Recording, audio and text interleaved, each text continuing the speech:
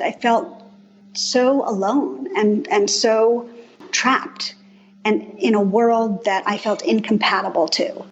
And I felt like I just have to act like everyone else. I have to there's a way to be human and I'm not doing it right. So I just have to sort of pretend.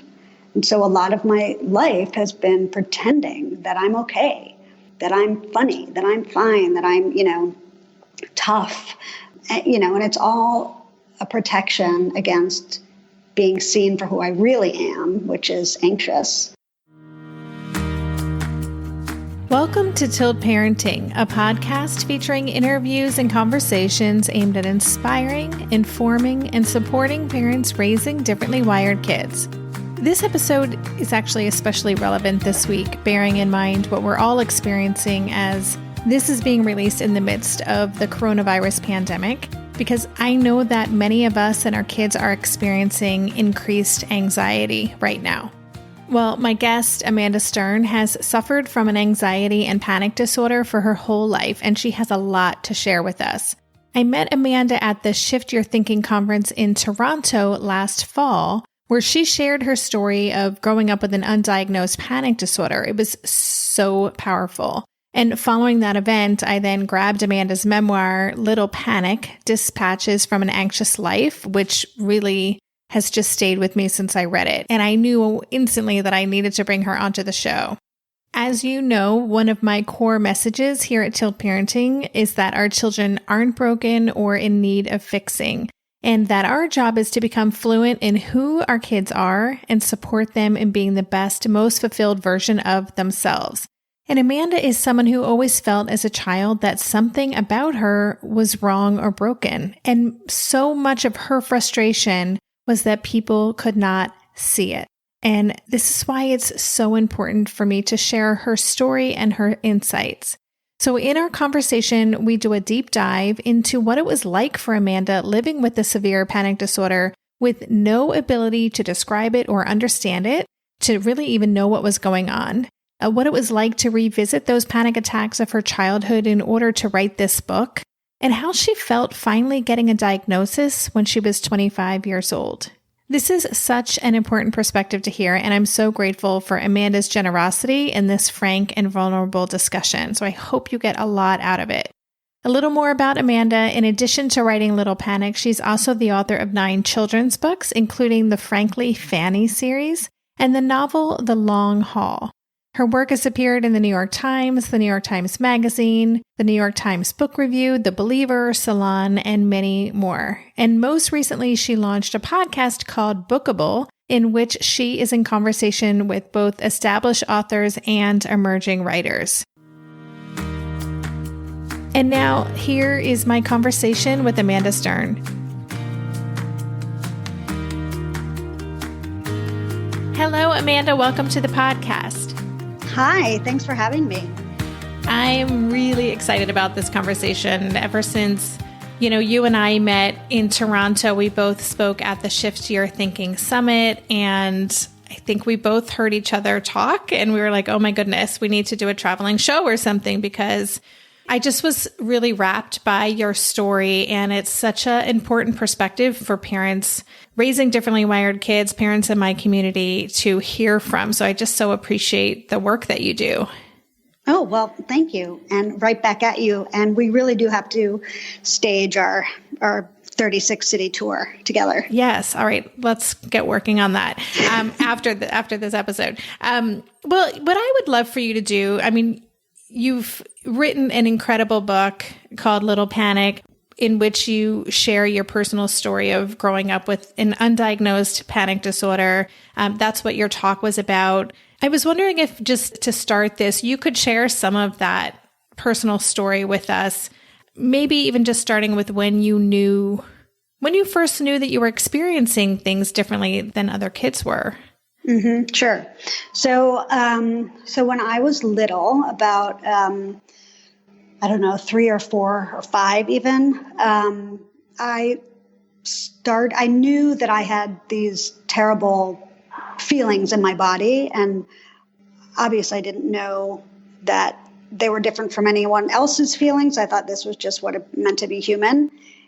But my siblings and I had to go to my father's house every other weekend. And I had to go to school. When I started to have to go to school, I would have very severe reaction to leaving my mother. And the same thing happened when I would have to go visit my father.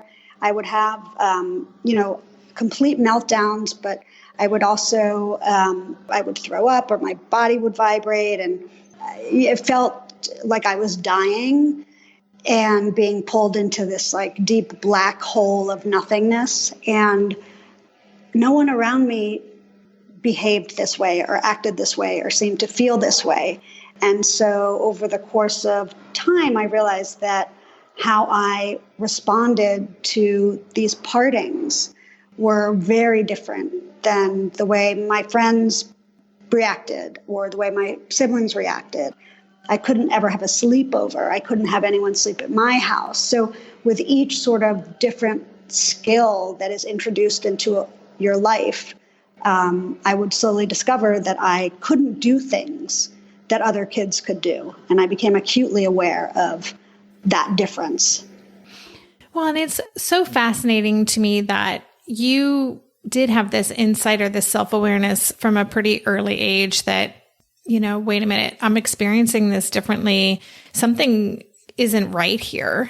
And yet you really struggled to be understood or seen by the people in your life. Can you talk about that? Because, you write about it so beautifully that you wanted some kind of external symptom to show people that what was going on internally wasn't okay. Yeah, I had a whole period of time, probably starting at around age 8, where I really needed someone to understand what was happening to me. And the only way I knew how to do it was to have something wrong with me. So I would pretend that I had broken my arm, and I would wrap my arm up in an ace bandage and wear a makeshift sling, or I would limp or squint my eyes to make it seem like I had some sort of eye twitch, anything for someone to recognize that something felt broken inside me. And the only way I could do it was by externalizing the internal. I think that it was very difficult for me to actually articulate what was happening beyond just saying, I'm scared, or what if you leave? What if you die? I was saying all the things, I was saying all the fears, but they just weren't received with the seriousness that I needed. They were sort of brushed off as just, regular childhood separation anxiety, when in fact it was really severe, and it crippled my life in a lot of ways daily. And I felt it all the time. It was always inside of me. And there was just no real way for me to explain that to anyone without, I needed a way to show them, because they weren't doing anything with the words I was already using. So it was very frustrating and very difficult. And I think that there were a lot of signs and signals that were sent to my parents that just went to the wayside, that just they didn't catch on to. So I think that was also a large part of it.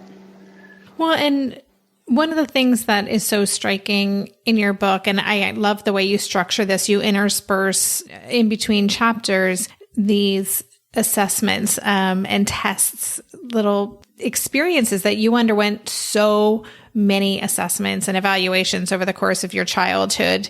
And, I pulled out this quote. I highlighted so many things in your book, but I pulled out this quote. You wrote, "I was confused by the tests. I couldn't understand why adults believed that state capitals, equations, or analogies could determine why I was always afraid." So tell us a little bit more about that search for an answer, for solutions, and what you went through in that testing process. So, when my parents started to take things seriously was when I started to get grades. So when it was, when my anxiety manifested itself academically, that's what they paid attention to instead of the actual anxiety itself. So when my grades were so terrible, they assumed I had some sort of a learning disability. And so they arranged for me to get an IQ test.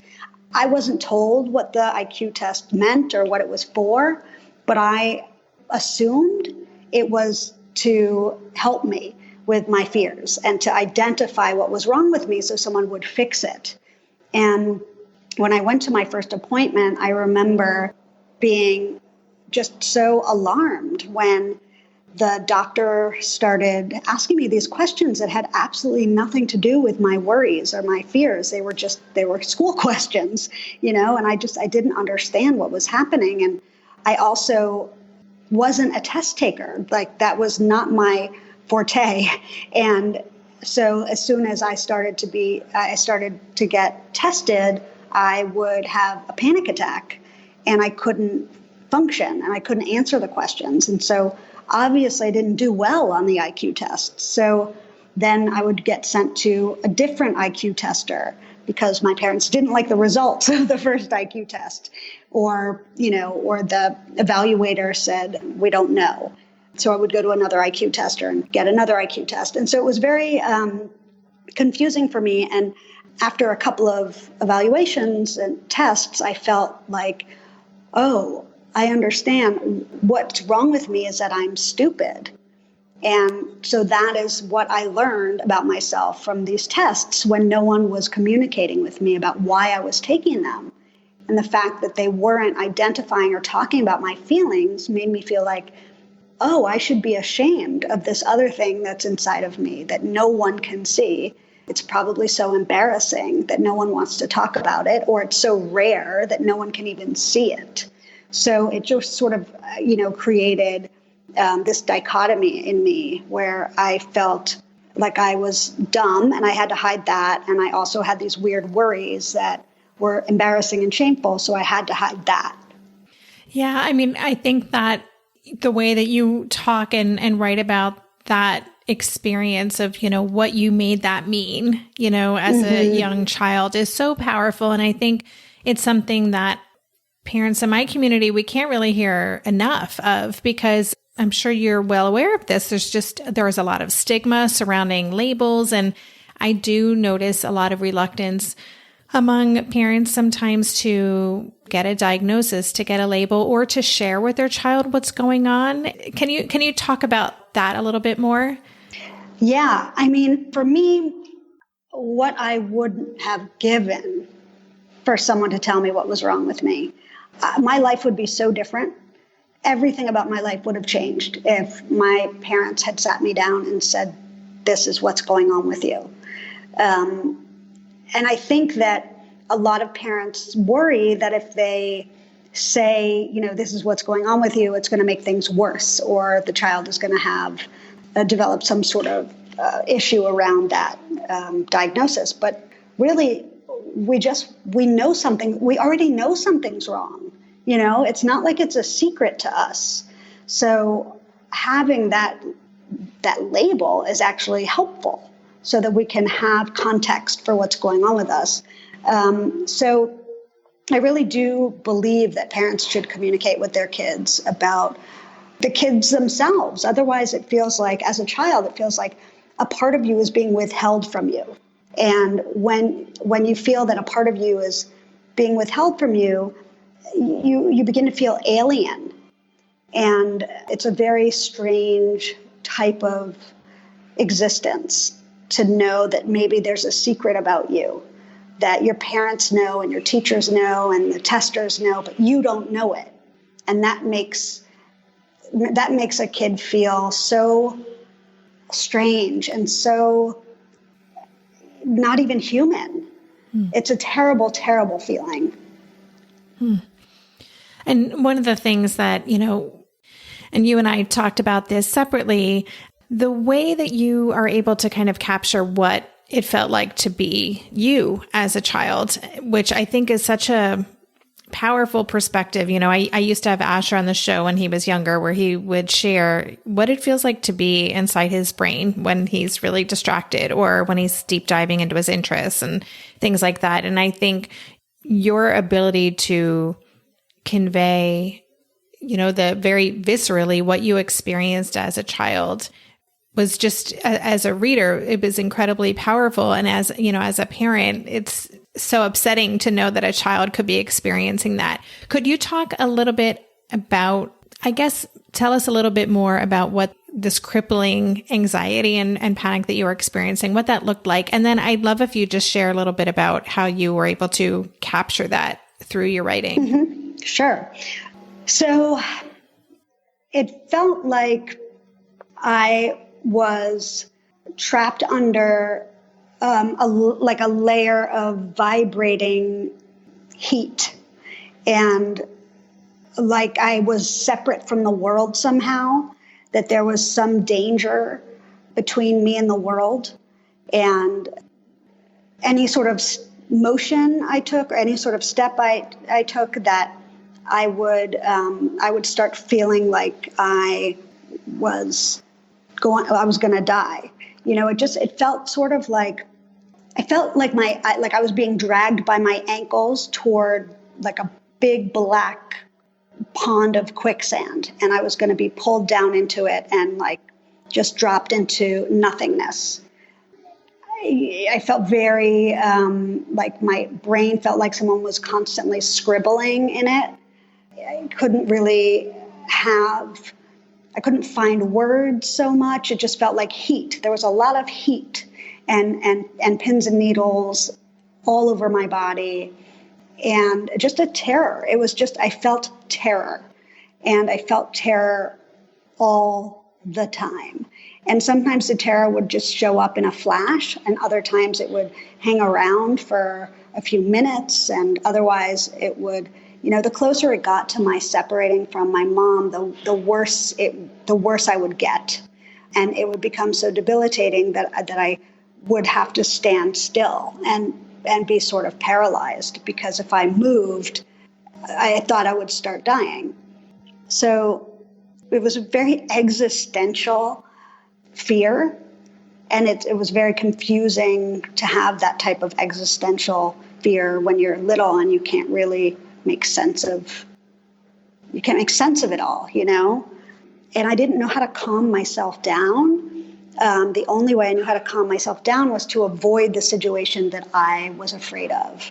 And I think that's what my mom got really good at doing for me, was helping me to avoid everything I was afraid of. And it wasn't until much later when I realized that it's the exact opposite thing I should be doing.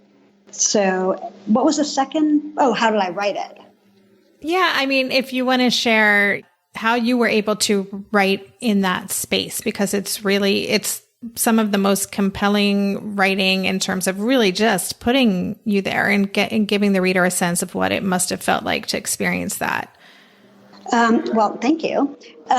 So I feel like, and this is true for me, I don't know if it's true for everyone who struggled with some sort of an emotional disorder as a child, but for me, I feel like having suffered from a panic disorder from such a young age, the fear is so extreme and it was so chronic that there's no possible way that I could ever separate myself from those feelings.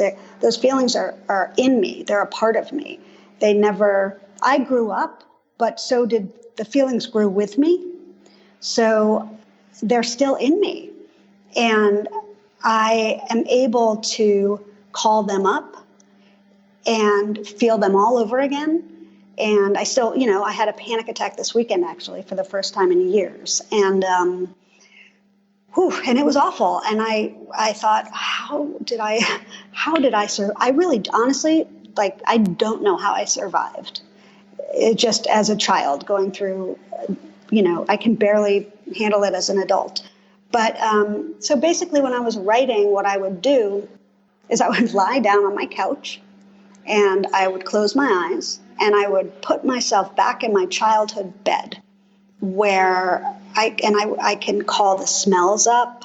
I'm just able, my senses are very attuned, and I would put myself back in my childhood bed, and I would imagine and feel that it was the night before I had to go to my dad's house, and I would just call up those childhood feelings of panic. And then as soon as I felt a feeling, I would race to my computer and describe it. And so that's sort of how I did it. It was like I was translating what I felt in my body onto the page, and just exactly what it was, exactly what it felt like. I wasn't trying to make it fancy. I wasn't trying to make it pretty. I was just literally transcribing.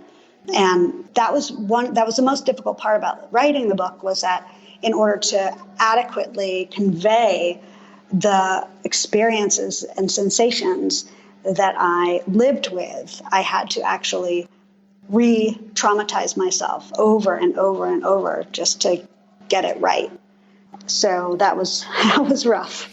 Yeah, I mean, it feels very generous, like as a reader, to know that you did that for us, so that we could understand that. Was it cathartic at all, or was it just re-traumatizing?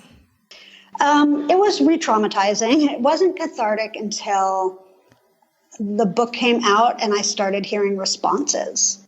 And it was only when I knew that my efforts had actually reached some people in the ways that I had hoped, that I felt like completely, I felt like it was so worth it. And like, I did feel a great catharsis. And I also felt so much less alone, once I started hearing from people. When I finished the book, I felt alone. But when the book came out and people started emailing me and they said, this book makes me feel less alone, I realized everyone writing to me makes me feel less alone.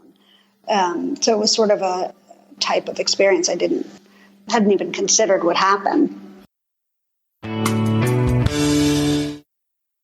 Maybe I've watched too many seasons of The Amazing Race, but every time I have to go somewhere on the subway, I treat it like a competition. It's all about making the right gut decisions about which route will get me there the fastest. Sometimes those decisions get me where I'm going early, and other times my gambles don't really pay off. Probiotics can't help with most gut decisions, but if your gut needs a little support, Ritual has your back. Their Synbiotic Plus, a 3-in-1 supplement, has clinically studied prebiotics, probiotics, and a postbiotic to support a balanced gut microbiome. I've been using Synbiotic Plus for about 6 months now, and it's become a core part of my morning routine. I take the mini capsule every morning while making my way through my inbox, whether I'm at home or I'm on the road, because it doesn't need to be refrigerated. And the capsule itself is delayed released, which helps it survive the harsh conditions of the upper GI tract for delivery to the colon. And that's exactly where we want it to go. Ritual invested in a study modeling the human colon, which showed that Synbiotic Plus significantly increased microbial diversity and the growth of beneficial bacteria. There's no more shame in your gut game. Synbiotic Plus and Ritual are here to celebrate, not hide your insides. Get 25% off your first month for limited time at ritual.com/tilt. Start Ritual or add Synbiotic Plus to your subscription today. That's ritual.com/tilt for 25% off. During this month of planning and organization for big transitions, rhythms and routines have been absolutely essential for our physical and emotional well-being. So Green Chef nights are reliably and predictably a good night. We know the ingredients will be fresh and prepped, the instructions easy to follow, and the meal delicious. We're all still talking about last week's turkey tacos with mango chimichurri sauce, refried beans, and Monterey Jack cheese. Green Chef contributes to a healthy lifestyle with easy and delicious menus like fresh seasonal salads and grain bowls. And with over 80 weekly meal and market options, plus rotating options to suit a variety of lifestyles, whether Mediterranean, plant-based, calorie-smart, keto, protein-packed, gluten-free, there are always plenty of options to choose from. Whatever you select, you'll get farm-fresh ingredients, organic whole fruits and veggies, and premium proteins, all delivered straight to your door. I love those 4 words. Straight to my door.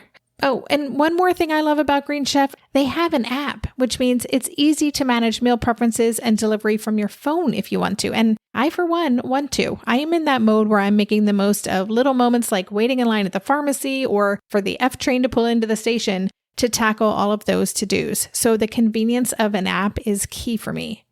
Green Chef has a special offer for Tilt listeners. Go to greenchef.com/tilt50 and use code TILT50 to get 50% off plus 20% off your next 2 months. That's 50% off plus 20% off your next 2 months when you use the code TILT50 at greenchef.com/TILT50. I want to go back just to touch upon, you said, I honestly don't know how I survived that. And I agree, in just the way that you describe how you felt all the time and the terror that you experienced. And I just think of you as this little human, and it's heartbreaking to know that that was what you were experiencing and that it wasn't being seen. And, you wrote, I think it was your mom who would write you notes that would say like, you're A-okay. And at one point you said she's writing things that are the opposite to how I feel. So can you talk a little bit more just about that disconnect between what others did or said to you and what was really going on? Yeah, that goes on to this day. But there really was a real disconnect to how I was feeling and how people perceived me. A lot of what happens when you are suffering from something that you consider to be shameful, and you consider it to be shameful because no adult in your life is attending to it properly, you start to create a persona, and you start to hide the tenderness behind a facade so that you can protect yourself. And I started to very early on develop this sort of persona of this like little funny kid. I was funny. I made jokes. I, was a little comedian. But that was outside of the house. And inside of the house, I did it some. But inside of the house, I was really my full, entire self. But I didn't understand how I could feel the way I felt, and my mom couldn't feel it too. How could I feel this horrible and this close to death? And she just has no idea. And it really I felt so alone and so trapped and in a world that I felt incompatible to. And I felt like I just have to act like everyone else. I have to there's a way to be human and I'm not doing it right. So I just have to sort of pretend. And so a lot of my life has been pretending that I'm okay, that I'm funny, that I'm fine, that I'm, tough, and it's all a protection against being seen for who I really am, which is anxious, and having that be misunderstood, because it was misunderstood my entire life. And there's nothing more painful than being misunderstood for your core self. Yeah. Yeah. I'm wondering if you've thought, I'm sure you have, but if you've even articulated what exactly you needed as a child. I know there are parents listening to this who are going to be hearing your story and feeling like, wow, this is what my child's experiencing and I didn't realize, or maybe I'm downplaying it or minimizing it or trying to, fix it. So what did you need? What do you want parents to know? Well, I think I needed to be put first. And I think my parents didn't put me before them in some ways. For instance, when I would get so traumatized about going to my dad's house every other weekend, I wish that instead of just sending me and watching me suffer and come home, I'd call my mom hysterically crying halfway through the weekend and make her come up and get me. And she would get me and bring me home. So I didn't understand, if you're going to come get me, why are you sending me there? And I wish that what they had done was to really pay attention and see, oh, she's really struggling with this. Maybe this isn't the best idea for her. And maybe instead of sending her uptown, maybe there's another way that we can have her spend time with her dad. And maybe it could be on her terms. Nothing was ever on my terms. So, if they had sat down with me and said, talk me through what it feels like to you, let's draw it. where does it feel point to in your body where it hurts. What does it feel like in that part of your body? If someone had just sat with me and just listened, honestly, I think that would have been enough. But no one did. And I just needed someone to hear me. I really needed someone to hear me and to see me and to not become frustrated with me when I was panicking, and not to dismiss me when I was panicking, and not to call me names when I was panicking, but to really value my experience as torturous, even though I'm a child, or especially because I'm a child. So I just think that parents, one of the things that I wonder about, I just don't understand, is why so many parents don't take their kids seriously. There are a lot of parents who don't seem to look at kids as an entire human person. And there's a lot of, dismissiveness. And it might just be the people that I see around. But I know a lot of parents are amazing and they love their kids and they pay attention to them and they see them and they hear them.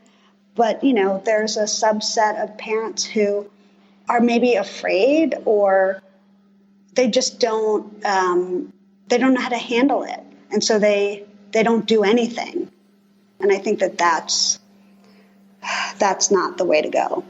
Yeah, I would agree 100% with that. I think, as you're talking, I'm thinking of that word fluency, which I use a lot, that our job as parents is to become fluent in who our kids are and how they're experiencing the world and how they're feeling and experiencing their emotions and conveying what's happening inside of them so that we can translate and help them. But it requires time, and it does require a real willingness to put the brakes on and say, okay, wait a minute, I can't just keep forging ahead with my, vision or path for what this is going to look like. I need to slow down and recalibrate. Yeah. And also I feel like a lot of things, one of the other things I wish my mom had done, which wouldn't have happened, and didn't, but I wish someone had said, anxiety begins at home. So who here has anxiety? Which of the parents has anxiety? And sort of compelled my parents or my mom or my dad to look at themselves and to see that they too suffered from what I was suffering from, but just in a different form, or, it manifested differently than mine. But if they had understood that they were my models, and that continuing to model things with the way that they were modeling things was reinforcing my anxiety, because they were showing me how to live in the world as anxious people. And they were never aware enough or conscious enough of their own behaviors that, it just never would have occurred to them to think of that. So when I talk to parents at schools, I always say that it's important for parents to before they even try and address the anxiety with their kids, to sit down with themselves and see if they suffer. Are they suffering from anxiety? And where do they feel it in their body? What does it feel like? How does it manifest? And what are the ways that they might be modeling this anxiety for their kids? And that's a good place to start. Mm-hmm. Yeah, I love that. Hey there, it's Debbie. I love making this show and sharing conversations about how to support our awesome neurodivergent kids. I've seen how even one little insight from an interview can spark a big shift in daily life. But I know that raising complex kids can be messy and lonely. And just when we think we figured it out, something comes up that boots us right back to feeling overwhelmed and stuck. That's why I've poured everything into creating a way for parents like us navigating complex parenting journeys to join together and chart a path that feels positive, hopeful, and doable. It's the brand new Differently Wired Club experience. In the club, you'll get personal support from me and other seasoned parent coaches, 6 live calls every month where you can connect and get your personal questions answered, the opportunity to learn directly from authors and experts like I have on this show, monthly themes for getting specific and tactical, an exclusive private podcast feed, and the best, most generous community of parents. Seriously, these folks show up for themselves and each other, and that right there is really everything, because it's a daily reminder that we're not alone. Our kids aren't broken, and we have totally got this. The recently rebooted Differently Wired Club is on a brand new platform with its very own iOS and Android app. It is such a great space. However you learn, whatever your style, no matter the ages, genders, and neurodivergent profile of your children, the Differently Wired Club can help you cultivate the positive shifts you're hoping for. Join us today by going to tiltparenting.com/club. That's tiltparenting.com/club. I hope to see you on the inside. If you're a parent, I invite you to join us at the Mindful Mama podcast, where it's all about becoming a less irritable, more joyful parent. With sometimes hilarious and always thought-provoking experts and friends, at Mindful Mama, we know that you cannot give what you do not have. And when you have calm and peace within, then you can give it to your children. I'm Hunter Clark Fields, and I can't wait to see you there. Listen in to the Mindful Mama podcast.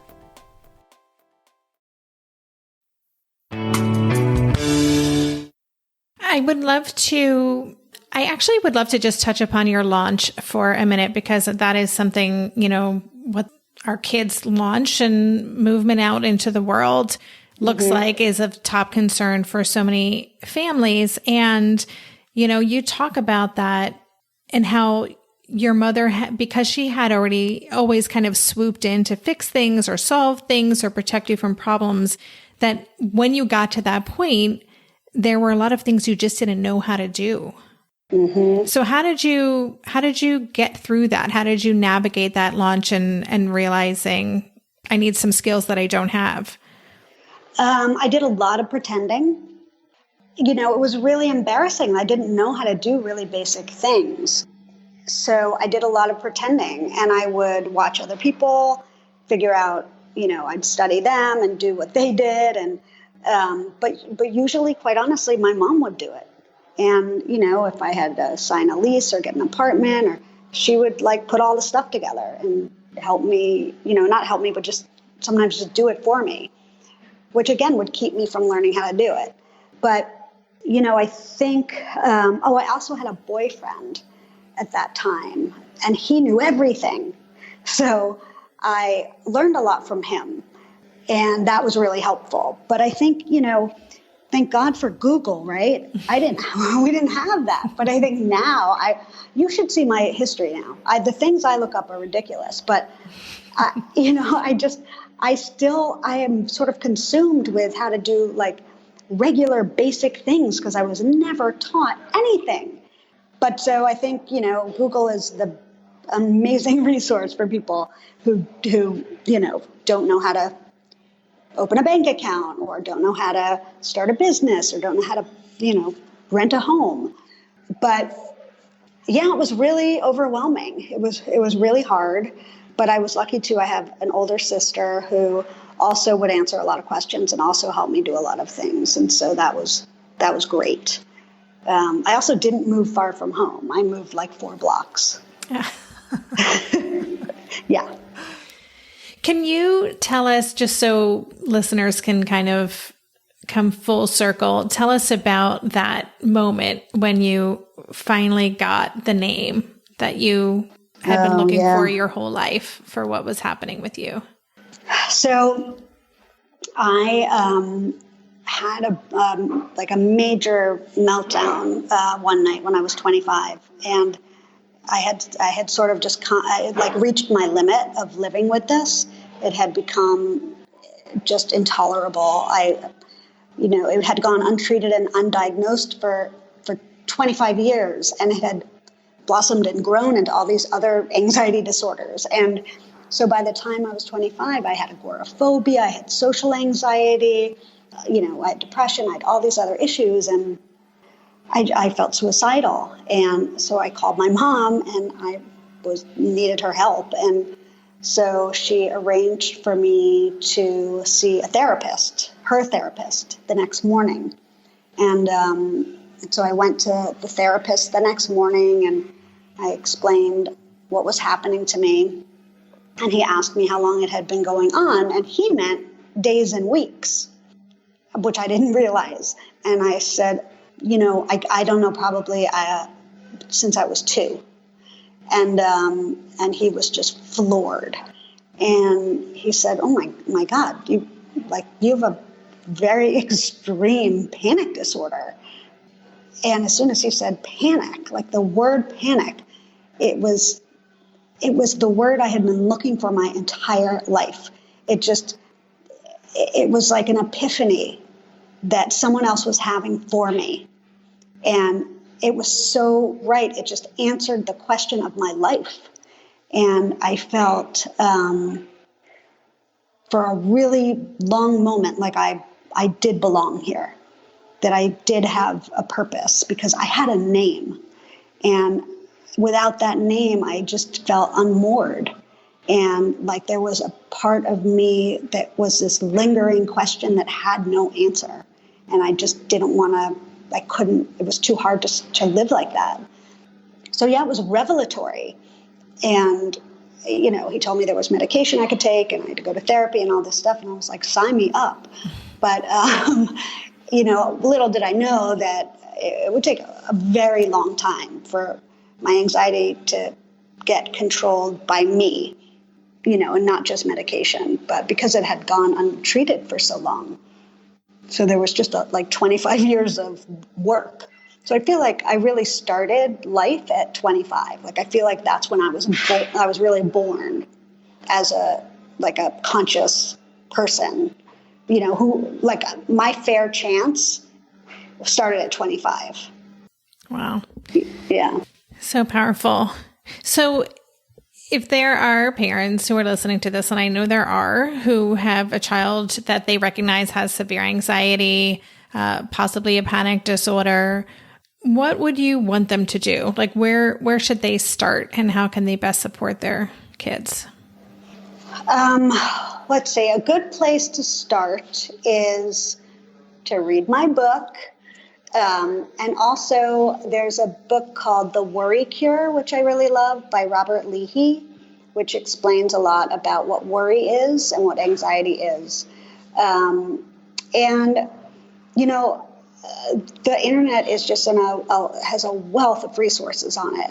But I think that I would just start. I would start asking the question to yourself. Am I anxious? What am I anxious about? And if it's a problem that you haven't solved or you haven't dealt with or you don't have under control, then I think you have to start with yourself. And, either you start going to therapy, or if you can't afford that, there are amazing, in New York City at least, there are amazing clinics that you can go to.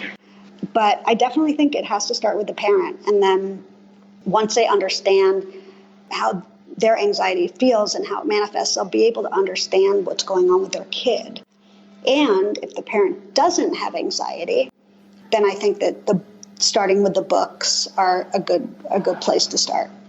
Yeah. And so, listeners, I will include links to Amanda's book. It's called Little Panic: Dispatches from an Anxious Life. I believe it's newly out on paperback. Is that right? It's been out in paperback for 7 months. I think. Okay.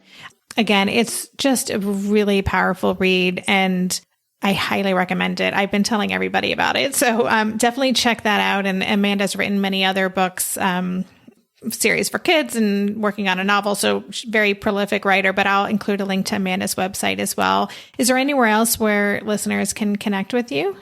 Yeah. So my website, amandastern.com, they can email me through there. I also do have an anxiety resources page. And I have an anxiety blog that I've been very bad about keeping up to date, but it does have a lot of essays that address a lot of questions that parents have had about their kids and anxiety. And I'm so happy to answer any emails from anyone. People write me through Twitter, through Instagram, through Facebook. So really, anywhere you find me, feel free to email. Fantastic.